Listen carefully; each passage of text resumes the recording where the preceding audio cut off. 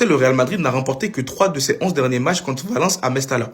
Ça prouve à quel point le match qui arrive face à Valence est très important. Sans oublier qu'on sait à quel point l'ambiance est très tendue dans leur stade. Et le seul point positif à la limite pour ce match, c'est que Vinicius Junior il est suspendu. Parce qu'on sait à quel point à chaque fois qu'il va dans ce stade, c'est compliqué pour lui. Des insultes racistes par-ci par-là. Et ça, on en a marre. Et sinon, selon Marca, aucun recrutement n'a été envisagé cet hiver par le club. Seul un départ de Fran Garcia a été étudié sans aboutir. À noter que le Real Madrid n'a plus recruté lors du mercato hivernal depuis 7 ans, avec la signature de Brahim Diaz en provenance de Manchester City pour 17 millions d'euros. Je ne sais pas d'où vient cette stratégie particulière de ne pas recruter en hiver. Et le pire, c'est que tu en as besoin. Ce ne serait pas déconnant pour le Real Madrid de recruter en hiver à l'heure d'aujourd'hui. Mais bon, le club, ils ont leur raison. Peut-être qu'il n'y a pas eu de mouvement cet été parce qu'ils préparent un gros ménage l'été prochain, j'en sais rien. Je l'espère en tout cas. Et sinon, malgré la crise de blessure, le club estime que son effectif est suffisamment armé pour rivaliser dans toutes les compétitions. Avec 23 joueurs, soit 2 de moins que la limite autorisée, le Real compte aussi sur des renforts ponctuels du Castilla. Déjà, Florentino Pérez oublie l'histoire de rivaliser dans toutes les compétitions. Déjà, il n'en reste que 2, la Liga et la Ligue des Champions, si je ne me trompe pas. La Ligue des Champions, ça va être très dur.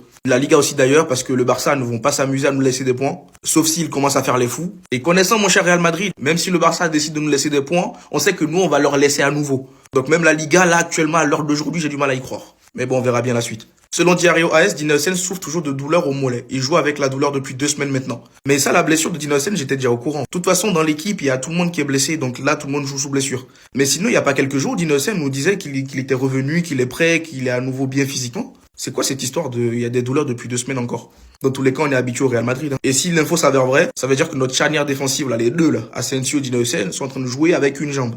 C'est une folie. Et avec ça, Tonton Pérez a jugé que cet hiver, on n'avait pas besoin de renfort. D'accord. Sans oublier Arbeloa, je ne sais pas ce qu'il attend pour faire monter du Juan Martinez, qui est défenseur central au Castilla, ou du Lamine Fati aussi, qui est défenseur au Castilla.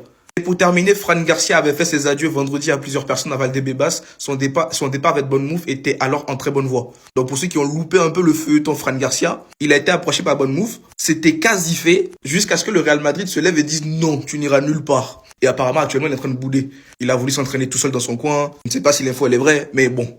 Comme j'ai dit hier, aujourd'hui, on en arrive à faire bouder Fran Garcia. Ça, c'est le Real Madrid d'aujourd'hui. Dites-moi ce que vous avez pensé des actus dans les commentaires. Et surtout, pour ne rien louper, c'est ce qu'il vous reste à faire. Abonnez-vous.